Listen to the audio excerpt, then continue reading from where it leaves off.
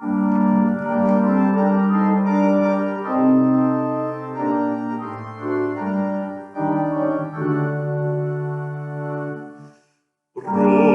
edrych dros y braniau bell amdan at bob yr awr.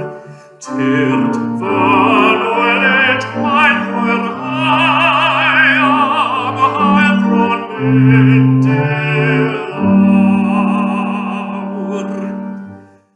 Tyn fy serchiadau'n gryno iawn oddi wrth rachau gai. At yr un gwrthrych ac sydd y beth awn y ffyddlon yn parhau. Does gyflwr dan yr awyr las, rwyf ond o'n chwennych byw, ond fy